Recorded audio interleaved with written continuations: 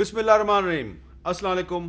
Capital talk में खुश आमदेद। सबसे पहले तो मैं मारूफ आलिम दीन जनाब मुफ्ती मोहम्मद नईम साहब और अल्लामा तालिब जोहरी साहब, इन दोनों की वफ़ात पर इनके अहल खाना के साथ और इनके जितने भी शागिर्द हैं और इनके जो हल्का अहबाब हैं उन सब से हम ताज़ियत का इज़हार करते हैं। ये दोनों बहुत बड़ी शख्सियात थीं। और उसके बाद मैं आज के मौजू की तरफ आता हूँ। आप जानते हैं कि जियो न्यूज़ के लंदन में कॉरेस्पॉन्डेंट मुर्तज़ा अली शाह ने MQM की राब्ता कमेटी के साबिक मेंबर मोहम्मद अनवर का एक इंटरव्यू किया है, और इस इंटरव्यू से बड़ी बहस पाकिस्तान में शुरू हो गया, क्योंकि मोहम्मद अनवर साहब ने यह एतराफ़ किया है कि MQM जो है उसको इंडिया से फंडिंग मिलती रही है। तो आज हम भी मोहम्मद अनवर साहब से गुफ्तगू करेंगे और फिर ये भी हम जानने की कोशिश करेंगे कि मोहम्मद अनवर साहब जो है वो दरअसल करना क्या चाह रहे हैं। क्या वो वादा माफ गवाह बनना चाह रहे हैं, और जो दावे और इंकशाफात वो कर रहे हैं इसके पाकिस्तान की सियासत पर क्या असरात मुरतब होंगे। और इस सिलसिले में हम प्रोग्राम के पहले हिस्से में मोहम्मद अनवर साहब से बात करेंगे, और प्रोग्राम के दूसरे हिस्से में हम बात करेंगे हुकूमत और अपोजिशन के नुमाइंदों से। और आज हमने सुप्रीम कोर्ट बार एसोसिएशन के सदर जनाब कल्बे हसन साहब को भी दावत दिया, क्योंकि जो अनवर साहब के कुछ जो इंकशाफात हैं उसके कुछ कानूनी पहलू हैं, उन पर भी बात करेंगे।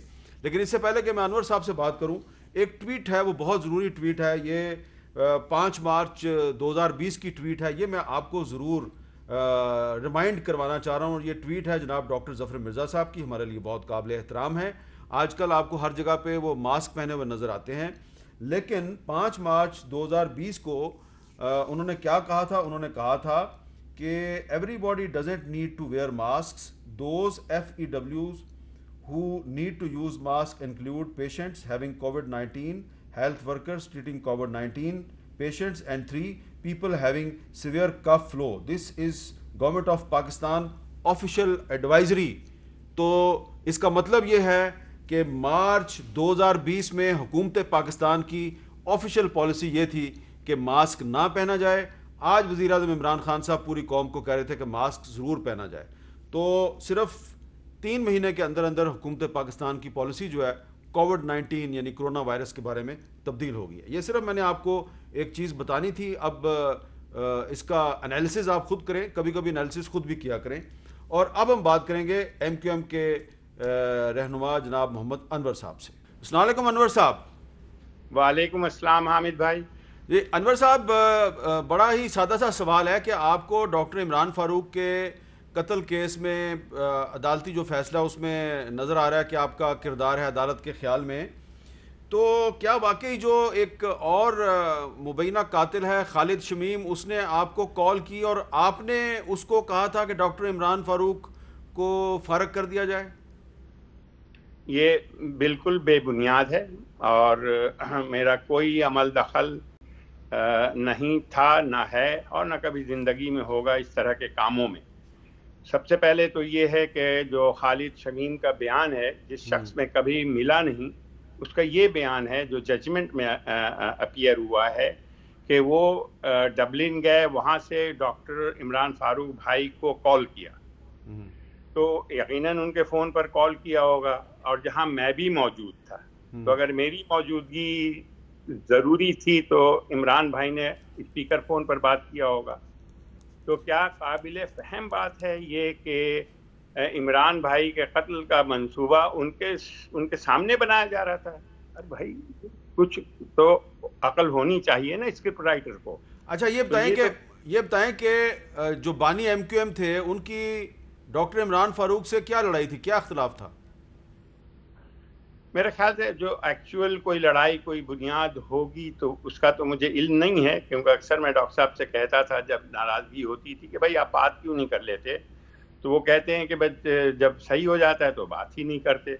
मेरे ख्याल से जनरली यही आपके डिसएग्रीमेंट्स होंगे कि पॉलिसी पर के फैसला करवाया जाता था। रात रात भर राब्ता कमेटी बैठती थी, दिन भर बैठती थी, फैसले जो होते थे फिर वो होता ये था कि सुबह के सहपहर में या रात के वक्त फ़ोन्स आ जाया करते थे और फिर वो फैसले तब्दील हो जाया करते थे। तो उनकी यही शिकायत थी कि ये फिर हमसे ये क्यों करवाया जाता हम लोगों से, कि जब फैसले तब्दीली होने और जब फैसला कराची से ही होना है तो फिर वहीं से करें। میرے خیال سے بیسکلی کوئی لمبا چوڑا نہیں تھا. پھر بعد میں یہی خوف پیدا ہو گیا کہ لیکن ڈاکٹر عمران فاروق صاحب نے 2005 میں یہ کیوں برطانوی حکام کو تحریری طور پہ بتا دیا تھا کہ ان کو قتل کر دیا جائے گا؟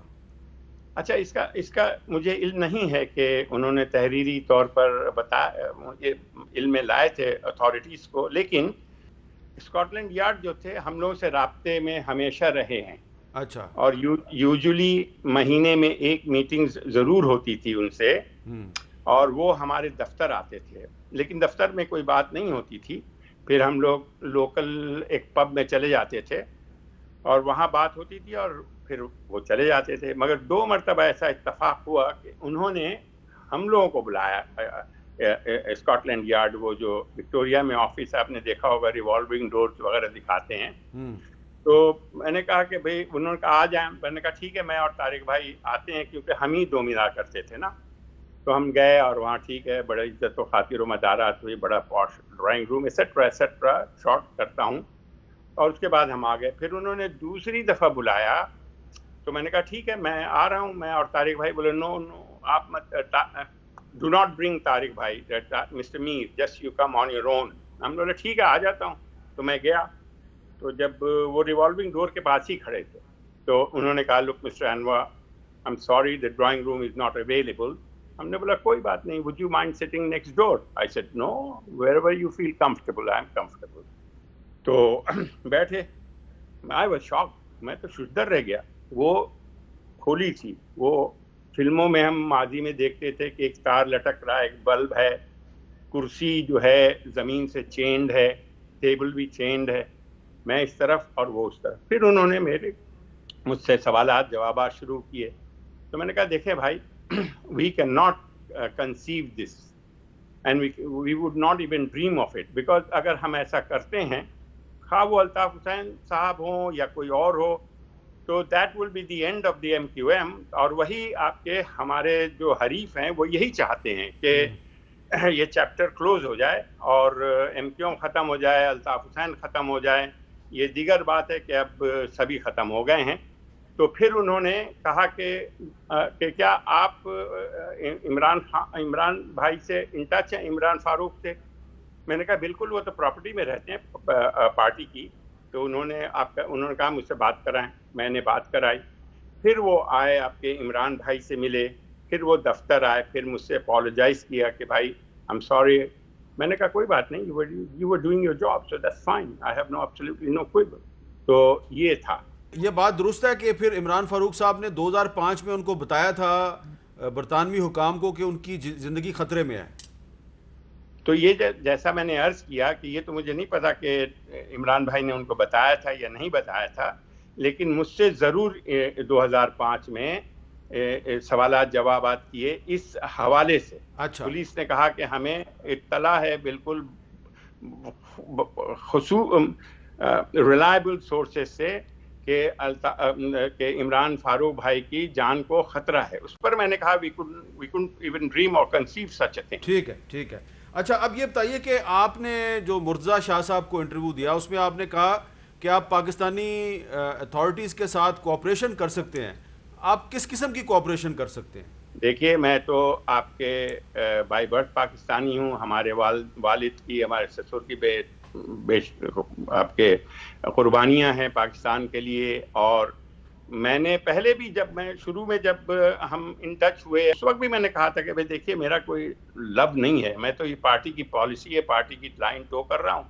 اگر مجھ سے کوئی کام لینا ہے تو آپ لے لیں. تو میں تو آپ کے اس وقت بھی تیار تھا، مگر کسی نے ہم سے اس سبجیکٹ پر سوال ہی نہیں کیا آج تک. تو رابطے میں تھا لندن میں بھی، مگر کسی نے اس موضوع پر مجھ سے کبھی گفتگو نہیں کی، گو کہ میں چاہتا تھا. اور آج بھی میں واگشاپ الفاظ میں کہتا ہوں کہ میں جو بھی آپ کے ہم سے کام لینا چاہیں گے، جو بھی مجھ سے کہیں گے، وہ میں کرنے کو تیار ہوں، وہ سیاسی ہو یا انٹرنیشنل ہو.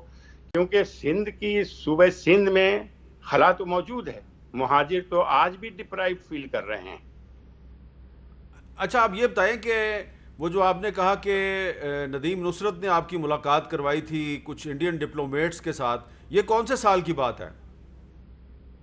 سال تو ایگزیکٹلی یاد نہیں ہے حامد بھائی، مگر یہ ہے کہ جب لنڈن آپ کے الطاف بھائی اور ندیم نصرت صاحب آئے تھے تو 92 میں آئے تھے میرے خیال سے، اور اس وقت میرا کوئی ایز سچ کنیکشن نہیں تھا، گو کہ ہمارے والدین ہجرت کر کے آ چکے تھے مشرق پاکستان سے بھائی بہن، لیکن میری اتنی فریکوینٹ وزٹ ہوتی نہیں تھی. میں ایک مرتبہ گیا تھا 78 میں، پھر میں گیا 80s میں، پھر 85 میں، اور اس کے بعد جب بھی گیا الطاف بھائی کے ساتھ ہی گیا، الطاف حسین صاحب کے. تو یہ میرے خیال سے 92 93 کی 3 کی بات، ہاں 3 میرے خیال سے، او 93 کی بات ہے. تو ندیم نصرت صاحب نے آپ کی ملاقات لندن میں کروائی؟ میں بتاتا ہوں 93 94 کی بات تھی. تو میں اپنے آفس میں، کیونکہ میرے ہی آفس سے ایم کیو ایم چلتی تھی نا، 4 ہیل گروو گارڈن جو تھا، انور اینڈ میر چارٹرڈ اکاؤنٹنٹس کا دفتر تھا، جو بعد میں ہم لوگوں نے پریکٹس چھوڑ دی کہ الطاف بھائی نے وعدہ کیا تھا کہ حقوق مل جائیں گے تو پھر انشاءاللہ will be all be compensated. ٹھیک ہے، تو بہرحال وہیں سے دفتر چلتا تھا، کیونکہ تو جب الطاف بھائی آئے تھے تو نہ ان کے پاس کوئی انفراسٹرکچر تھا، نہ کمپیوٹر تھا، نہ فیکس مشین تھی، نہ فوٹو کاپی، کچھ بھی نہیں تھا. تو ایوری تھنگ آئی پرووائڈیڈ آپ کے وہاں. تو اس وقت تو سب کچھ ندیم نصرت صاحب ہی چلاتے تھے، وہی سب کرتا دھرتا تھے. ہم تو نووس تھے اس وقت، بالکل فریش. تو وہ ایک دن آیا اور انہوں نے کہا کہ آپ کی میٹنگ ایک طے ہوئی ہے. میں نے کہا کس سے؟ ان کا انڈین ڈپلومیٹ سے. تو ہم نے بولا تو چلیں، آپ بھی چلیں. بولے نہیں، وہ تو صرف آپ سے ہی ملیں گے، یہ طے ہے. تو میں نے کہا میں صرف ان سے نہیں ملوں گا، اور میں ملوں گا تو آپ کے ساتھ ملوں گا. بولے وہ ملیں گے نہیں. میں نے بولا آپ چلیں. تو بارش ہو رہی تھی بہت، تو کہے میرے ساتھ. میں نے کہا ٹھیک ہے، آپ یہاں کھڑے رہیں، میں آتا ہوں واپس ان سے مل کے. تو وہ تقریباً آدھے گھنٹے کی زید بحث کے بعد آپ کے پھر نہیں، مجھے تو انسٹرکشن ہے ایٹسٹرا ایٹسٹرا. اور پھر انہوں نے 2-4 لوگوں کو فون کیے ہوں گے، پھر وہ کہا کہ اچھا آئے. پھر وہ ندیم نصرت صاحب ہمارے ساتھ گفتگو کرتے ہیں، پھر وہی لیڈ کرتے رہے. میں تو جونیئر تھا، میں تو مطلب آئی ہیڈ ایبسولوٹلی نو کلو. تو وہی لیڈ کرتے تھے، انہی کے ساتھ میں جایا کرتا تھا وغیرہ وغیرہ. اب وہ چاہے جتنا بھی ڈینائی کریں، پورا کراچی لنڈن جانتا ہے، پورا پاکستان جانتا ہے کہ وہی فور فرنٹ میں اس وقت تھے. تو لہٰذا ڈینائی کرتے رہیں، مگر یہ حقیقت ہے جو میں آپ کو بتا. اچھا، لیکن کیا آپ کے سامنے کبھی ندیم نصرت صاحب کی اور انڈین ڈپلومیٹس کی پیسوں کے معاملات کی بھی بات ہوئی؟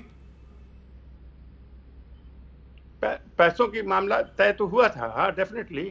کیونکہ دیکھیں شروع میں تو پیسہ بالکل نہیں تھا، ایون 5 پاؤنڈ بھی نہیں تھے ٹیلی فون بل وغیرہ ادا کرنے کے الطاف بھائی کے پاس. تو آپ کے وہیں سے گفتگو شروع ہی تھی کہ بھئی ٹیلی فون وغیرہ وغیرہ یہ وہ. تو ہاں ہوئی تھی. اچھا، تو اب آپ نے جو ہے یہ جو ساری بات آپ نے اب آگے کی ہے، ویسے تو یہ پاکستان میں کوئی اتنا بڑا سیکرٹ نہیں ہے، لیکن یہ جو اب آگے آپ بات کر رہے ہیں، تو کچھ لوگوں کا خیال ہے کہ شاید آپ وعدہ معاف گواہ بننا چاہتے ہیں، اس لیے آپ نے یہ بات کی. دیکھیے میں وعدہ معاف گواہ نہیں بننا چاہتا، میں اپنا نام کلیئر کرنا چاہتا ہوں کہ ہر جو پاپ کیا محمد انور نے کیا، ہر جو گناہ کا مرتکب ہوا وہ محمد انور ہوا، اور ہر جو کار ثواب ہوا وہ کراچی والے. مطلب ایوری تھنگ. کیا ایک آدمی ذمہ دار ہو سکتا ہے ہر چیز کا؟ جبکہ ایک پوری بھرپور رابطہ کمیٹی ہوتی تھی، اور جب میٹنگ ہوتی تھی تو کراچی کو لائن پہ لیا جاتا تھا، ایم پی ایم این اے ہوتے تھے. لنڈن میں جو چند لوگ تھے، لنڈن میں تو بہت کم لوگ تھے جو رابطہ کمیٹی میں رول ادا کرتے تھے، اور ڈیٹیلڈ میٹنگ ہوتی تھی، مشورے ہوتے تھے باہم، اور اس کے بعد طے ہوتا تھا. تو اگر میں ہی سارا غلط کر رہا تھا شروع سے، تو باقی لوگ پھر کیا کر رہے تھے؟ منہ دیکھ رہے تھے. تو یہ بتائیے کہ 2004 میں جب الطاف حسین صاحب دلی گئے تھے، ایک سیمینار سے انہوں نے خطاب کیا تھا، آپ ان کے ساتھ تھے؟ جی میں بالکل تھا. تو وہ جب انہوں نے وہاں پہ خطاب کیا تھا، تو اس کے بعد تو یہاں پر جو پاکستان میں جو ایم کیو ایم کے فیڈرل منسٹرز تھے، پروونشل منسٹر تھے، سارے ان کو ڈیفینڈ کر رہے تھے، آپ بھی ان کے ساتھ تھے. تو جتنے بھی لوگ اس وقت ایم کیو ایم میں تھے، کیا آپ کے خیال میں وہ سارے ڈیفینڈ کر رہے تھے الطاف حسین کو؟ تو الطاف حسین نے جو بھی بات کی وہاں پر، تو اس کی ذمہ دار اس وقت کے جتنے بھی لوگ تھے ایم کیو ایم میں، کیا سارے لوگ اس کے ذمہ دار نہیں تھے؟ دیکھیے میں نہیں سمجھتا ایسا کہ سارے لوگ ذمہ دار تھے. اس کی وجہ میں بیان کرتا ہوں. وہ یہ ہے کہ جو تقریر لکھی تھی وہ میں نے لکھی تھی, اور انٹرسٹنگلی میں نے ویٹ کرایا تھا, مگر بس کیا انہوں نے وہ تقریر پڑھی نہیں, اور آپ کے نہیں, جو تقریر آپ نے لکھ کے دی تھی, آپ یہ کہہ رہے ہیں جو تقریر آپ نے لکھ کے دی تھی بانی ایم کیو ایم کو, انہوں نے وہ تقریر نہیں پڑھی دلی میں؟ نہیں پڑھی نا, 2-4 لائن انگلش کے پڑھے, اس کے بعد آپ دیکھ لیں تو اردو میں خطاب کرنا شروع کر دیا, پھر جو انہوں نے مناسب سمجھا وہ بات کی, اس میں تو باقی لوگوں کا تو کوئی عمل دخل نہیں. تو اس کا مطلب ہے کہ آج جو پاکستان میں ایم کیو ایم پاکستان ہے اور پاک سرزمین پارٹی میں جو لوگ ہیں, آپ کہہ رہے ہیں کہ الطاف حسین نے ماضی میں جو کچھ بھی کیا تو وہ اس کے ذمہ دار نہیں ہیں؟